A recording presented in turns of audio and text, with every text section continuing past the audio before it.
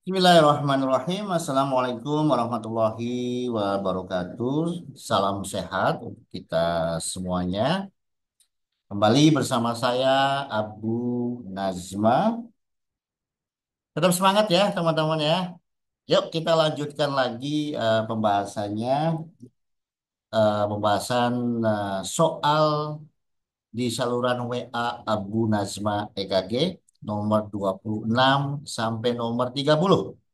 Bagi teman-teman yang belum mengikuti, ya paling tidak mampir ya setiap hari Jumat, Sabtu, Minggu ya. Oke, silakan boleh di-share, boleh diinfokan ke teman-teman baiknya.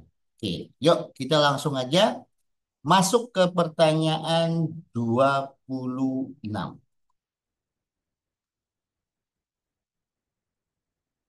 Nomor 26. Berapa detik normal panjang PR interval? Nah, kalau teman-teman nggak bisa menjawab, ya, sungguh sangat terlalu. Jadi teman-teman, kalau teman-teman sungguh-sungguh ingin bisa atau belajar baca EKG, ya, yang wajib dihafal, jangan sampai nggak hafal, yaitu PR interval, berapa panjangnya, dan tahu cara ngukurnya, ya, begitu. Yang kedua, lebar kompleks QRS. Berapa normalnya dan tahu cara ngukurnya. Ya, oke. Yang ketiga, yaitu eh, QT interval. Ya, gitu. Tolong jangan sampai tidak tahu ya. Gitu. Oke, kita bahas dulu yang PR interval. Ya, jadi berapa lama panjang PR interval? Berapa lama nih impuls mulai dari S anode sampai ke Avinud gitu loh teman-teman ya gitu. Normalnya antara 0,12 detik sampai 0,20 detik kalau kita pakai satuan detik. Jadi jawabannya D ya. Kalau pakai satuannya milimeter, 3 sampai 5 milimeter. Kalau pakai satuannya kotak kecil, 3 sampai 5 kotak kecil. Jelas ya?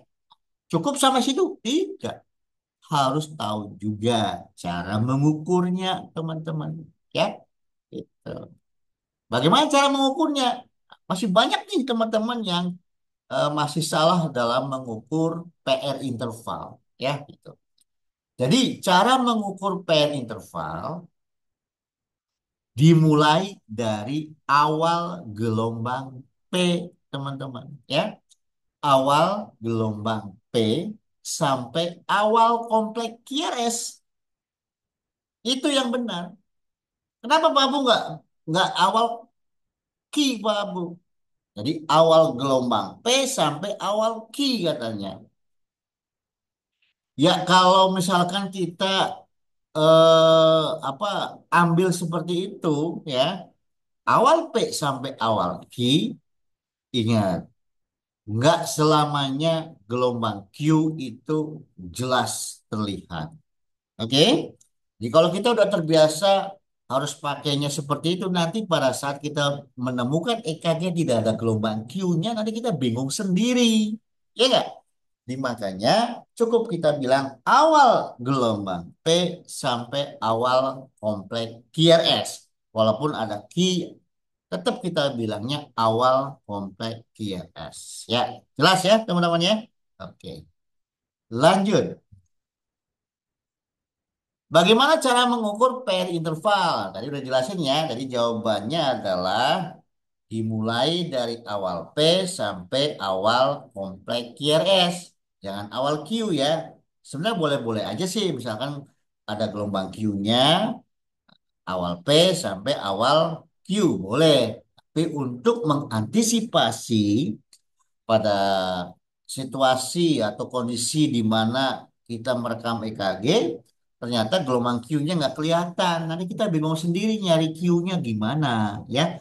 Makanya sebaiknya dimulai dari awal P sampai awal kompleks QRS. Oke, teman-teman ya. Oke, nomor 28. Masih ingat elektroda positif yang merekam aktivitas listrik dari bidang frontal. Lead 2 dan lead AVR letaknya kurang lebih di jam berapa? Nah, Pak Bu ingin sedikit review, walaupun udah Pak Bu jelasin ya di video gratis ya. Ada kok ya, ada 10 video ya. Pak Bu membahas masalah ini ya, gitu. Silakan bisa disimak ya di YouTube ya, gitu. Jadi yang dimaksud dengan elektroda positif itu adalah elektroda yang kita tempel-tempelkan pada permukaan kulit pasien, teman. Itu namanya elektroda positif. Ya, ada elektroda positif yang kita letakkan pada ekstremitas, ada elektroda positif yang kita letakkan pada dada pasien. Ya enggak? Itu namanya elektroda positif, teman-teman. Ya. Nah, kita harus tahu letaknya nih, ya. Gitu. Oke. Nah, lead satu, lead 2, lead 3, lead 4, AVR, AVL, AVM. Kita harus tahu di mana letak elektroda positifnya. Teman-teman nggak usah mikirin elektroda negatifnya, nggak usah. Jangan dibikin ruwet, teman-teman. Ya, cukup cari tahu di mana letak elektroda positif untuk lead satu, lead 2, lead 3, AVR, AVL, AV, apa, AVL, AVM. Harus tahu. Caranya gimana, Pak Bu? Teman-teman googling ya, pakai pencarian hexaxial reference. Hexaxial reference ya. Nah, teman-teman nanti bisa tahu di mana letak elektroda positif lead satu, lead 2, lead 3 ya. Begitu. Nah, jadi lead satu, lead 2, lead 3, AVR, AVR, AVR itu 6 elektroda positif yang diletakkan ya di ekstremitas bertugas merekam aktivitas listrik dari bidang frontal ya gitu. Ingat dari bidang frontal. Kalau yang V1 sampai V6 itu merekam dari bidang horizontal ya. Nah, ketika kita nantinya menentukan arah aksis jantung, teman-teman gunakan elektroda positif yang merekam dari bidang frontal, jangan bidang horizontal. Jelas, teman-teman? Oke. Kembali lagi ke pertanyaan nomor 28. Lead 2 AVR letaknya di jam berapa elektroda positifnya? Oke, silakan dicari dulu sistem gambar sistem heksasialnya ya. Udah ketemu? Nah, di lead 2 kalau kita analogikan seperti jam ya, elektroda positif lead 2 itu posisinya itu di jam berapa? Di jam 5 teman-teman. Ya, di jam 5 posisinya. Kalau lead AVR itu di jam 10. Ya, jadi jawabannya adalah C ya. Begitu.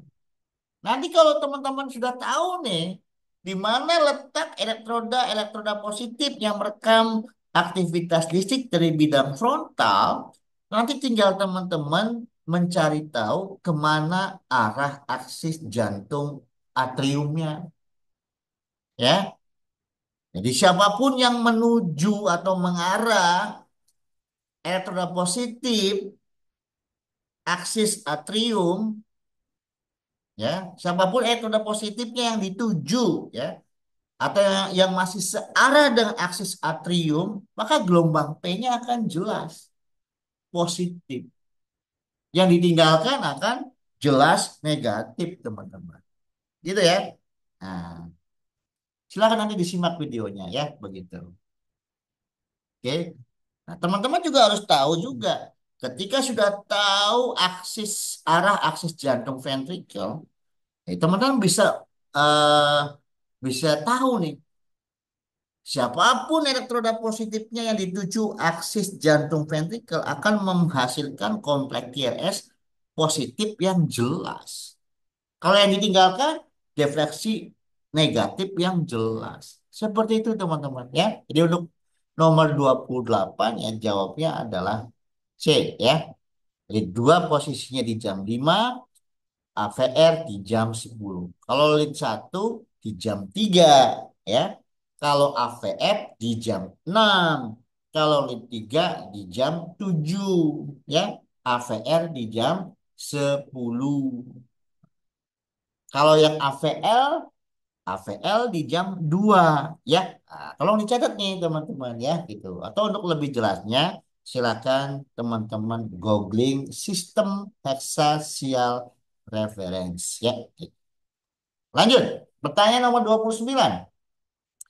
Apabila vektor depolarisasi menuju elektroda positif, maka akan menghasilkan defleksi apa? Ya, defleksi positif. Ya. Oke.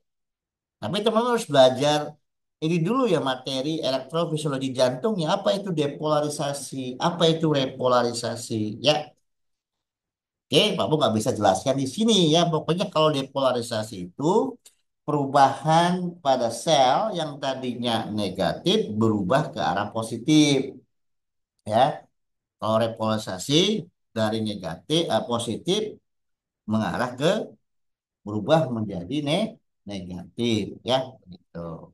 Oke, untuk lebih jelasnya, udah Pak Bu jelaskan juga kok di video gratisnya. Silahkan bisa disimak ya, teman-teman ya.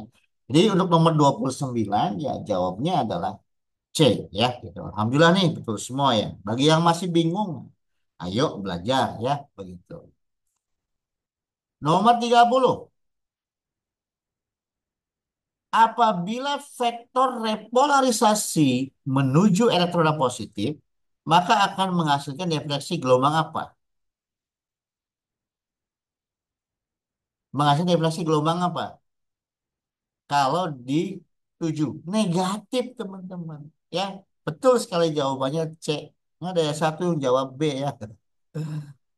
Jadi kalau depolarisasi menuju defleksinya positif, kalau repolarisasi menuju defleksinya negatif. Kebalikannya ya teman-teman.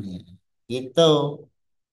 Kalau mau detailnya join di kelas teman-teman ya. Oke. Oke. Ya, saya rasa itu saja untuk minggu ini ya teman-teman ya. Seperti biasa Pak Abu mengingatkan, nah, jangan pernah bilang EKG itu sulit. Jangan ngebayangkan EKG itu sulit. Sulit bagi Anda yang tidak sungguh-sungguh belajarnya. Sulit bagi Anda yang main-main belajarnya. Oke, teman-teman ya. Pak Abu akhiri. Wabillahi taufiq wal hidayah. Assalamualaikum warahmatullahi wabarakatuh. Sampai ketemu minggu depan. See you.